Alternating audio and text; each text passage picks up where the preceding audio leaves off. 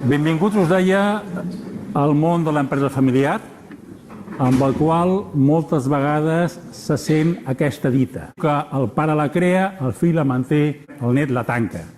I el que passa és que no es planteja a temps i de forma seriosa la pregunta de si el millor és continuar, vendre o tancar. Lo primero que tenemos que hacer para contestar esta pregunta es hacer una exploración del futuro. Tenemos que hacer seguramente un análisis político, geopolítico del futuro. Tendremos que tener en cuenta todos los cambios que hay, la robótica, la impresión 3D, la realidad aumentada, la inteligencia artificial, el Big Data, el diseño genético, la economía circular, un cambio en la pirámide de población de edad como no se ha visto antes en épocas de paz. Muchas veces vamos por la vida con unas orejeras, con unos prejuicios que nos facilitan avanzar, pero que nos limitan la visión del entorno. Además, una misma realidad puede tener diferentes puntos de vista. Si no hubiese empresarios, no habría empresas, ¿no? Los empresarios a veces, como colectivo, como imagen, son atacados y criticados, pero son una de las bases y motores del estado de bienestar y del progreso. En una empresa se dice que hay cerdos y gallinas, porque al igual que en un plato de huevos fritos con bacon, hay gente que participa, como la gallina, y hay gente que pone la vida, ¿no? Porque le va la vida en ello. Dirigir una empresa es como dirigir una orquesta, pero en ocasiones la empresa se parece más a una banda de jazz que a una orquesta de música clásica. El empresario puede parecer que tiene o que es Superman, y el empresario muchas veces lo que se siente es solo, aunque esté rodeado de gente, porque puede tener que tomar él decisiones entre alternativas a cuál peor. A veces el empresario necesita que alguien le diga cuál es su realidad. Puede necesitar ayuda profesional. Algunos de vosotros, no lo dudéis, que seréis empresarios o empresarias. Y algunos de vosotros seréis asesores o consultores de empresarios o empresarias. Importantísimo, recordad siempre que las decisiones las toma la dirección de la empresa y la propiedad. La función del profesional externo será dar información, criterios, metodología o ideas, pero no es la de tomar decisiones. En una empresa hay muchos stakeholders. Con este anglicismo tan bonito se conoce a aquellas personas con interés legítimo en la marcha de la empresa. Hay que saberlo si queremos continuar y tener en cuenta sus intereses. La empresa puede haber nacido seguramente por una idea brillante, por una idea, pero después hay que hacer que las cosas sucedan, que esa idea se convierta en un proyecto empresarial real. Para ello conviene definir el modelo de negocio que tenemos, la estrategia. Hemos de tener una misión de la empresa, ¿no? ¿Por qué y para qué existe la empresa? Decir que la misión de la empresa es únicamente ganar dinero es como decir que vivimos solo para respirar. Hemos de respirar para vivir. La empresa ha de ganar dinero para poder continuar, pero si su misión solo es esa, tendrá más difícil su continuidad. Aparte de la misión, convendrá que tengamos una visión de cómo creemos que será la empresa dentro de unos años y unos valores que nos sirvan de criterio de actuación para la toma de decisiones. Tendremos que analizar nuestro entorno, hacer un análisis de debilidades, amenazas, fortalezas y oportunidades. Tenemos que establecer objetivos claros y medibles, planes de acción con calendarios, hitos, responsables y medios claros.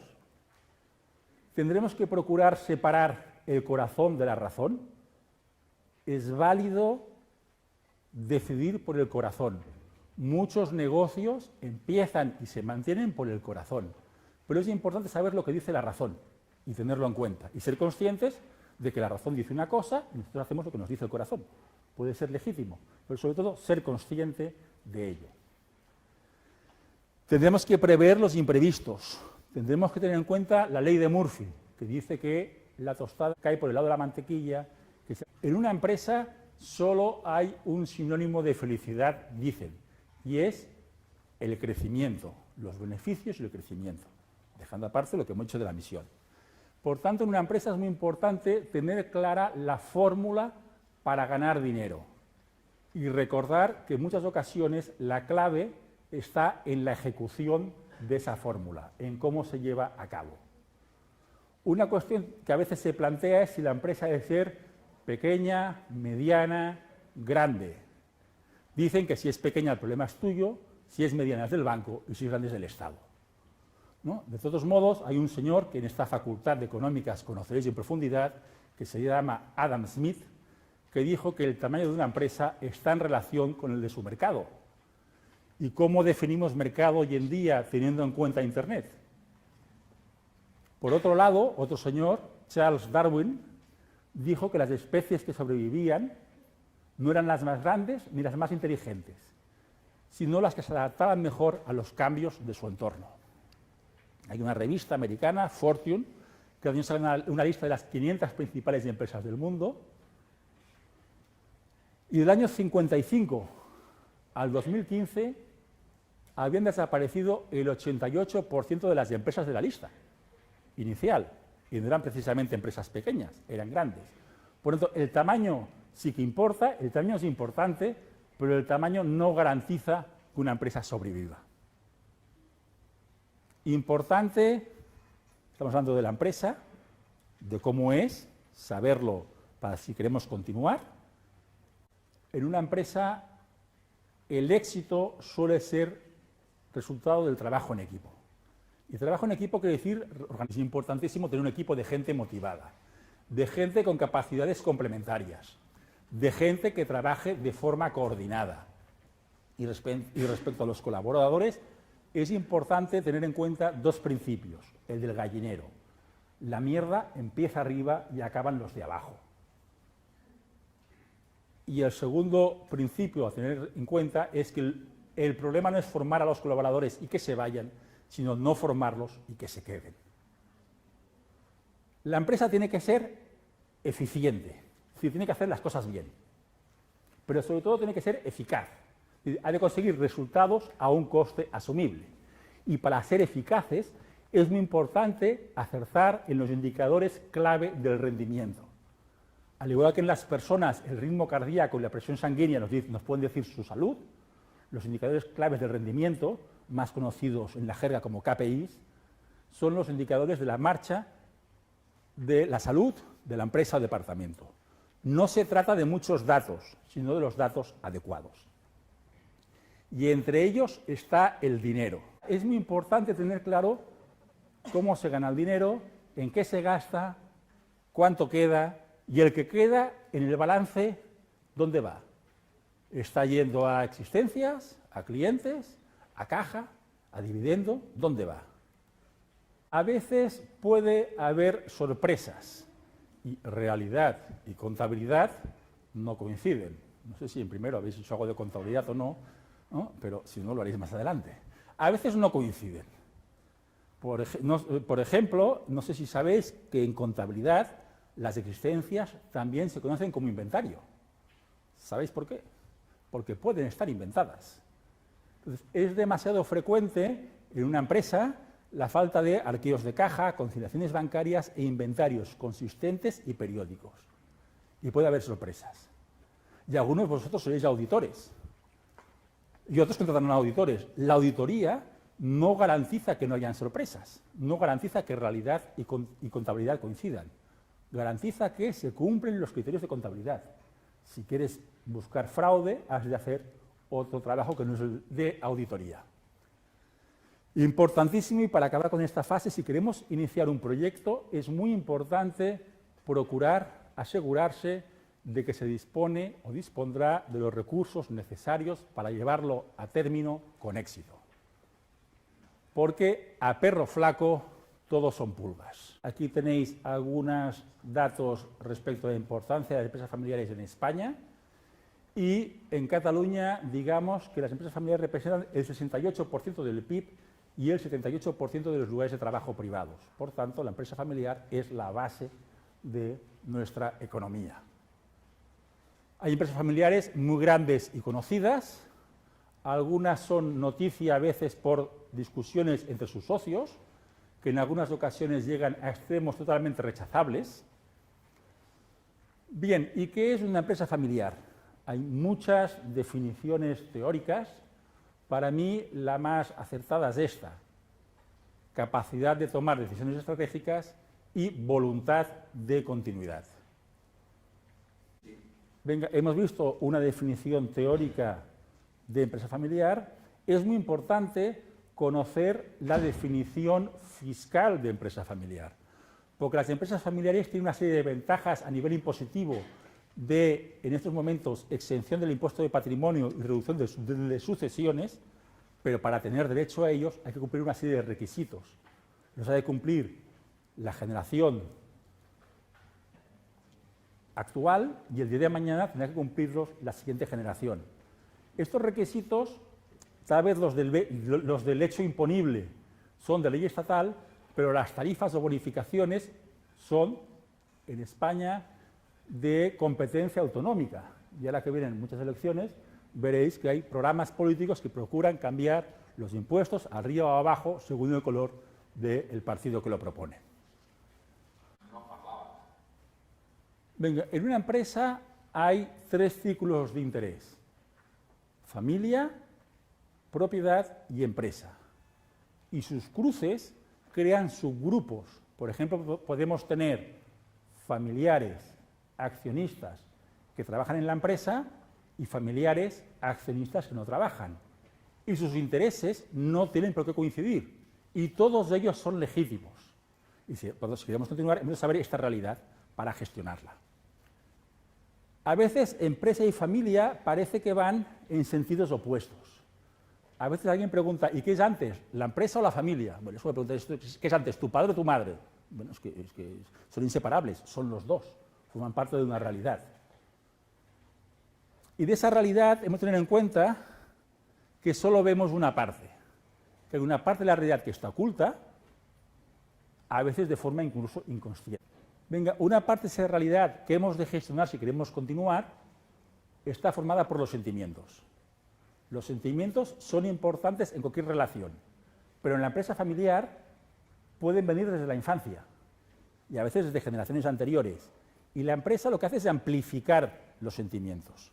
Si es para bien, mejor, pero si es para mal, peor.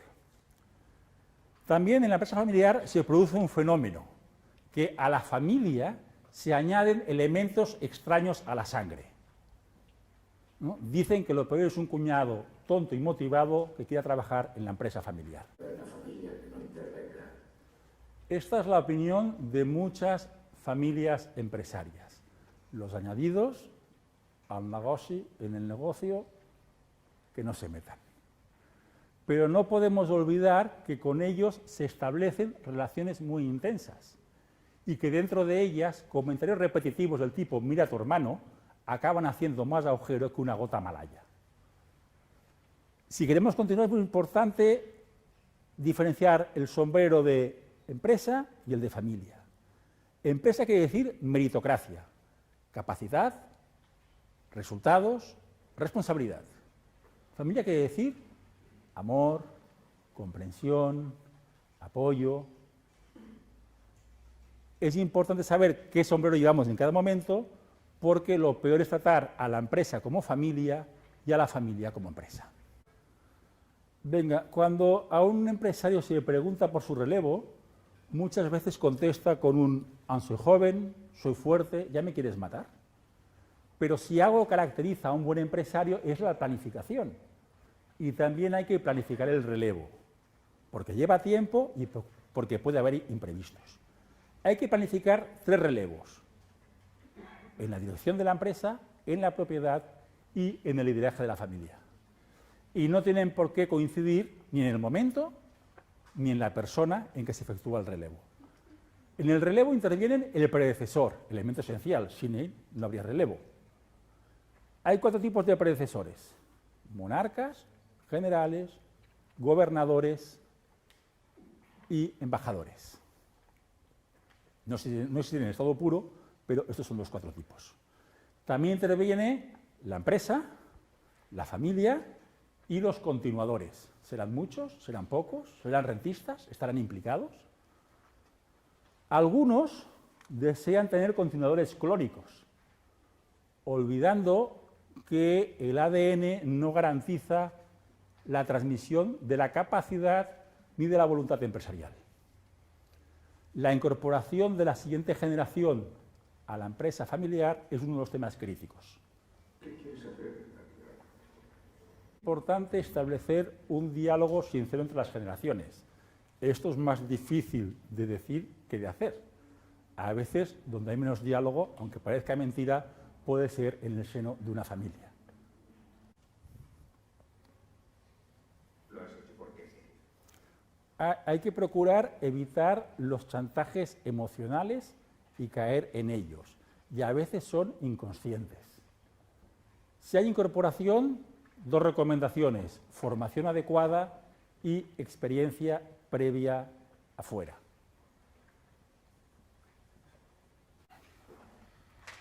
Bueno, a algunos sucesores se les puede pasar el arroz esperando el relevo, ¿no? Si queremos evitarlo, a veces hay instrumentos. En Cataluña, el derecho civil catalán tiene una figura reciente que es el pacto sucesorio, que es como un testamento, pero irrevocable. Bien, en la empresa familiar, igual que en todos los sitios, los conflictos son inevitables, son naturales. Es natural que en una relación haya un conflicto en algún momento. Lo más importante es que haya un diálogo empático que reduzca al máximo la intensidad y duración del conflicto.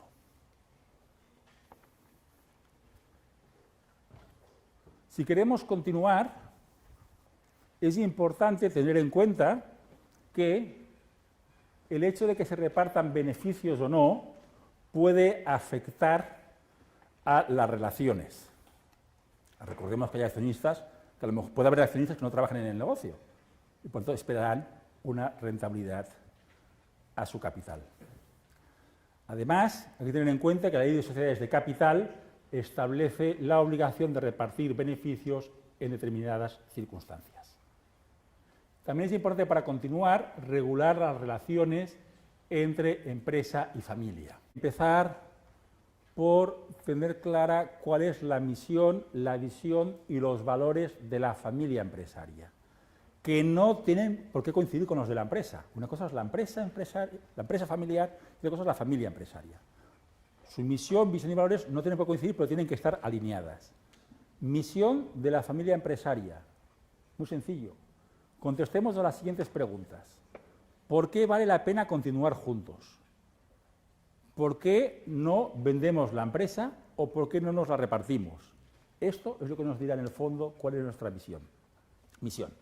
La visión será cómo vemos la empresa y la familia dentro de 20 o 25 años, a la siguiente generación, y cómo vemos las relaciones entre ellos.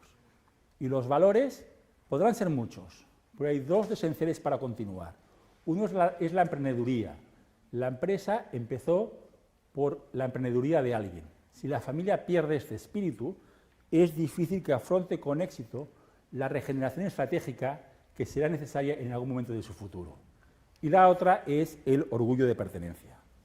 Regularemos posiblemente temas de economía, temas de empresa y de familia. Lo más importante es hacerlo de forma adecuada a la dimensión de la empresa y de la familia. No hacer un cortar y enganchar, actualizar las normas con cada generación y tener muy claro que lo más importante no es el documento, sino el diálogo sincero en realizar las normas y actualizarlas.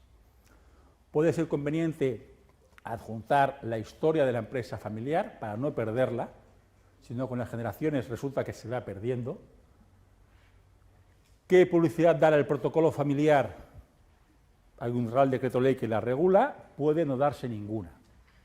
¿Y qué eficacia tienen estas normas? Hay partes con eficacia solo moral, partes con eficacia entre las partes y partes con eficacia ante terceros, para lo cual deben cumplir una serie de requisitos. Bien, cuando una empresa empieza, una estructura de una cabeza que con sus tentáculos lo controla todo puede ser adecuada y a veces la única viable. Pero a medida que la empresa y la familia crecen, hay que desarrollar las estructuras de gobierno adecuadas en la empresa y en la familia, porque no es lo mismo la empresa del fundador que la de primos. Lo que puede valer como normas para decidir, para intercambiar información en una generación, puede no ser válida para la siguiente generación. Hay que desarrollar las estructuras de gobierno adecuadas en la empresa y en la familia y hacerlo de forma adecuada a sus dimensiones respectivas. No es lo mismo una empresa que factura 1 millón de euros que una que factura 100, ni una familia de 5 personas o de 50. Las reuniones alrededor de la mesa después de comer están muy bien para transmitir amor por la empresa, historias, sentimientos, pero no son el lugar más adecuado para tomar decisiones empresariales. Conviene que hayan consejos, sea de administración, sea asesores, y que no estén formados exclusivamente por familiares. Hay que procurar que el consejo no sea un florero, que aporte fuerza a la empresa, que aporte capacidades complementarias, y al diseñar las estructuras de gobierno en las empresas familiares hay que ser muy cuidadoso con una cosa que hasta hace pocos años no existía, que es la responsabilidad civil y penal de los administradores y consejeros, incluso por omisión en el deber de vigilancia. Esto es una cosa que empezó a surgir a nivel internacional a raíz del escándalo de Enron en Estados Unidos, que se ha ido transponiendo a normativas penales, y que en las empresas familiares hay la tradición que si hay un consejo, se sea del consejo porque te hace ilusión, porque toca uno de cada rama de la familia. Hay que saber que si hay un problema, los consejeros pueden ser responsables. Es muy importante tener clara la diferencia entre propiedad, dirección y gobierno. Si yo soy accionista de una compañía aérea, eso no me da derecho a pilotar un avión de dicha compañía. El hecho de ser accionista no me da derecho a dirigirlo. Y el hecho de dirigir no significa que esté yo capacitado para el gobierno del tráfico aéreo. A veces conviene incorporar profesionales externos. A algunos les gusta seguir la empresa, dicen yo voy a continuar, pero lo que quiero son accionistas champiñón. Un accionista champiñón, ¿sabéis cómo se cultivan los champiñones? ¿Sí? En cuevas oscuras, sin luz. Un accionista champiñón es aquel que mantenemos a oscuras, no le damos información, de cuando en cuando lo abonamos con algún dividendo para que no moleste. Pero si queremos continuar, lo que nos interesa es tener no accionistas champiñón, sino accionistas, propietarios, profesionales y responsables. ¿Por qué? Porque en una empresa familiar lo puedes subcontratar todo. Puedes, obviamente, contratar al personal de base que está en la línea de producción o en la fábrica o en la tienda. Puedes contratar a los directivos, puedes contratar al consejero delegado, pero la propiedad no la puedes subcontratar, la tienes que ejercer tú como propietario. Entonces conviene ser propietario profesional y responsable. Eso quiere decir implicado en el proyecto empresarial. Un accionista de empresa familiar no es como un accionista de bolsa que no tiene ningún ligamen o muy bajo con la empresa, sino que está muy atado a ella, y has de aportar capacidades. Y para ir acabando con esta fase, es muy importante que la empresa familiar no sea una jaula dorada, es decir, no sea un lugar del cual algún familiar accionista quiere salir, pero no puede hacerlo. Hay que encontrar formas de liquidez justa y viable de las participaciones, porque la salida traumática puede acabar con la empresa y con la armonía familiar. Porque la poda, bien hecha ya a tiempo, puede, al igual que con los árboles, fortalecer la empresa. Según el estudio KPMG 2016 de empresas familiares españolas, el 7% consideraban prioritario para los 12 meses analizar la venta de la empresa. Dicen que vender una empresa familiar es la mejor forma de profesionalizar la dirección, maximizar la riqueza y reducir los conflictos familiares. Los motivos para vender pueden ser muchos. Lo importante es vender cuando la empresa va a todo a toda vela, a todo trapo, ¿no? Si las ventas y beneficios son altos y crecientes, se obtendrá mejor precio. Por tanto, se trata de vestir, sin hacer trampas, el balance y la cuenta de resultados lo mejor posible y de tener planes de continuidad atractivos y creíbles. El miedo a vender puede llevar a retrasar la decisión y eso puede llevar a hacerla con prisas y las prisas son malas consejeras. Bien, ¿y cuánto vale una empresa? Si cotiza en bolsa, es muy fácil. Sabemos cuánto vale y además dónde venderlo. Pero la mayoría de empresas familiares no cotizan en bolsa. En esta facultad aprenderéis que hay más de 30 formas de calcular el valor de una empresa. Pero, como es el dicho, quien confunde valor y precio es un necio. Una cosa es el valor y otra es el precio, que será fruto de una negociación. Aparte de los sistemas técnicos, existen sistemas prácticos, como el pacto del andorrano. Consiste en que una parte fija el precio, la otra decide si compra o vende. Vale para compra-venta entre socios, que en lugar de discutir cuánto vale, dice tú pones el precio, yo decidiré si compro o vendo. El tema de la valoración de la empresa se puede complicar o simplificar si hay economía sumergida. Es importante, a la hora de vender, tener en cuenta las consecuencias fiscales de cada opción de venta y a veces no se tiene en cuenta la posibilidad de vender la empresa en personal interno. Si el negocio funciona, ya encontraremos financiación.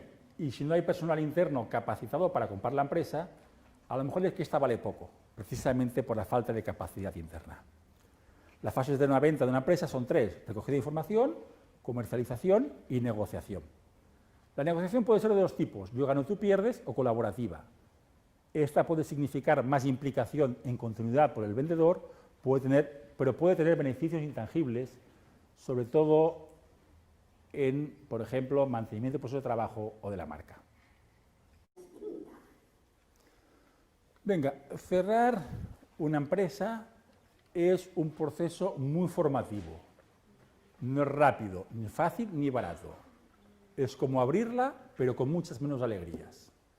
Y si el que lo tiene que hacer es el fundador o continuador familiar, la carga emocional puede ser muy fuerte. Hay empresas que están muertas y continúan existiendo como si tal cosa.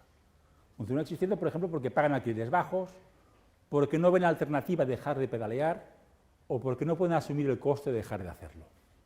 Los mercados cambian. A veces lo que hacemos es esconder la cabeza ante esas realidades y entonces hemos de reconocer la situación cuando ya es demasiado tarde. Las empresas nacen, crecen, maduran y se reinventan o acaban cerrando. En un proceso de cierre, uno de los objetivos ha de ser generar la máxima caja neta disponible, es decir, la caja que queda después de hacer frente a las obligaciones. En ese sentido, es importante tener en cuenta 2 cosas. Los activos en liquidación pueden valer menos en continuidad. Por ejemplo, la maquinaria de una fábrica en funcionamiento, que se vende como tal fábrica en funcionamiento, aunque contablemente valga 0 porque está amortizada, tiene un valor que se vende. Si cerramos la fábrica, aunque contablemente tuviese valor, tal vez la tengamos que vender a peso de metal y pagar porque la vengan a recoger. Eso por un lado. Por otro, a veces los activos vendidos por porciones tienen más valor total que vendidos en un conjunto de golpe. Hay que hacer una venta ordenada. En un proceso de cierre, hablábamos antes de las personas, pues en un proceso de cierre la actitud de las personas también es un elemento esencial. Al igual que los buenos actores, los buenos profesionales lo son más en la última actuación. Y quien menos te esperas puede estar dispuesto a luchar hasta el final. Y quien menos te esperas puede clavarte como Bruto a César la puñalada a la tripera. Venga, en un proceso de cierre, el pasivo social no aparece en el balance y tal vez sea el principal pasivo, menos en una empresa, en el caso de un empresario individual, que es muy bajo. Dependerá del número de trabajadores, retribuciones, antigüedades y si la empresa está en beneficios o pérdidas. Hay empresas que maquillan sus resultados y del rojo de la pérdida lo ponen en negro de beneficio para no perder el crédito bancario, porque a veces el banco, si estás en pérdidas, no te renueva la póliza. Eso puede llevar a maquillar la contabilidad. Eso genera un aumento del pasivo social y de la responsabilidad de los administradores y consejeros. Bien, en la negociación pueden aparecer los sindicatos, que tienen su función, pero a lo mejor no se está acostumbrado a sus formas. La letra pequeña de los contratos, en un proceso de cierre, puede ser mucho más importante de lo que se pensó el día que se firmaron. A veces hay cláusulas que uno, cuando las firmó, no preveyó que tendrían que aplicarse. Hay 3 formas de cerrar. En cualquiera de ellas conviene tener asesoramiento profesional. Cerrar a tiempo, cuando se tienen los recursos para hacer frente a todas las obligaciones. Tan pronto como un empresario prevé que no podrá hacer frente a sus obligaciones, ha de acogerse a la protección de la ley concursal si no quiere tener responsabilidad personal. El concurso será calificado al final como fortuito o culpable. Y en este último caso, abrir la puerta a responsabilidad personal. Cerrar a pelo no es nada recomendable, porque se tiene que hacer frente con el patrimonio personal a los acreedores que no hayan cobrado. Para ir acabando tenemos el tema del velo. Con este nombre se conoce al hecho de que haya una separación entre el patrimonio propio del empresario o familia empresaria y el patrimonio de la empresa. Por ejemplo, porque se tienen inmuebles a nombre propio o de una patrimonial. Y se conoce como levantamiento del velo al hecho de que un juez declare que tal separación es ficticia y que el patrimonio personal responde de las deudas empresariales aunque no haya mala fe. En el mundo mercantil, el levantamiento del velo es difícil, pero en el mundo laboral es mucho más fácil, porque los jueces laborales tienen una mayor discrecionalidad en la aplicación de una parte débil, que son los trabajadores. Pensemos en una situación, por ejemplo, de insolvencia, en la cual los trabajadores han de cobrar del Fogasa parte de los salarios o indemnizaciones. Bien, que muera una empresa siempre causa tristeza, pero todos estamos en este mundo de paso. La vida media de una empresa en España es de 12 años. El 4% son centenarias, ¿no? Por tanto, es normal que una empresa muera. Lo importante no es cómo caes, sino cómo te levantas. Y hay que hacerlo con espíritu positivo para afrontar los nuevos retos que depare el futuro. Bien, son muchos los temas que hemos pasado volando por encima de ellos que tener en cuenta para decidir si continuar, vender o cerrar. Es importante recordar que los milagros los hacen en Lourdes, y no siempre, que gestionar la empresa y la familia es un 1% de inspiración y un 99% de transpiración. Juan Luis Domínguez, profesor de Contabilidad aquí en la facultad, felicidades por la excelente exposición. Y viendo también que la mayoría de los asistentes son estudiantes, creo que han podido ver de primera mano, y de alguien que ha estado ahí frente a la empresa, que todos los conocimientos son necesarios: derecho, finanzas, marketing y también la contabilidad, que en este caso pues va riendo para casa. Bien, lo que realmente sí que falta en este país realmente es capacidad emprendedora. Entonces, no sé si tendrías algunas palabras para animar a que los proyectos, las ideas, los trabajos final de grado, que es importante que los piensen y que los trabajen, si animarles para que eso acabe consolidándose en algún proyecto empresarial y por tanto pasen ellos a ser también empresarios. Muy bien.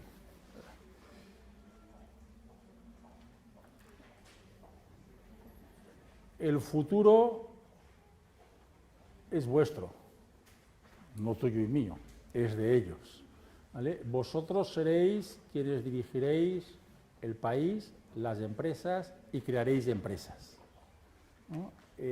La emprendeduría es difícil tener una idea, encontrar un mercado, encontrarla viable, pero es la base del progreso. Vosotros diríais, en Barcelona es facilísimo, ahora hay el Mobile World Congress, te vas a 4 years from now, entras allá y el boom de proyectos nuevos que ves, que alimentas, es aclaparador en catalán, ¿no? Acongojante en castellano fino, ¿no? Las ideas al final es lo más difícil, tenerlas. Dinero para llevarlas a cabo se encuentra, si la idea es buena, si es sólida, si se plantea bien y si hay un buen equipo que la respalde. Me gustó cuando vos lo dijiste que la felicidad de la empresa era el crecimiento, el beneficio que le da la fórmula. Entonces mi pregunta es, ¿cuál es para vos la felicidad de la familia, en la empresa familiar, y cuál vendría a ser esa fórmula? Sí. La felicidad de la familia en la empresa familiar. Cada familia es un mundo y cada familia tendrá que decidir cuáles son los motivos que a ella le llevan a su felicidad como familia propietaria. Y seguramente es una mezcla, pues una mezcla en diferentes proporciones de legado familiar, algo que has recibido con la voluntad de transmitir a la siguiente generación, de orgullo de crear empresa. O sea, hay muchas cosas que se puede hacer en la vida. De las más divertidas que hay con la ropa puesta es crear y crecer una empresa, porque tienes muchas satisfacciones de crear equipo, ver resultados, superar retos. Otra, por descontado, también tendrá que ser la rentabilidad económica adecuada, ¿no? Una empresa familiar no es una ONG, el legado está muy bien, el orgullo que hacemos cosas socialmente responsables está muy bien, pero también tenemos un capital que ha de rendir. Y hemos de tener claro que en la familia hay diferentes personas con diferentes intereses y que puede haber proporciones en la mezcla diferentes para cada persona, ¿no? Pues muchas gracias por vuestra asistencia y paciencia, ¿no?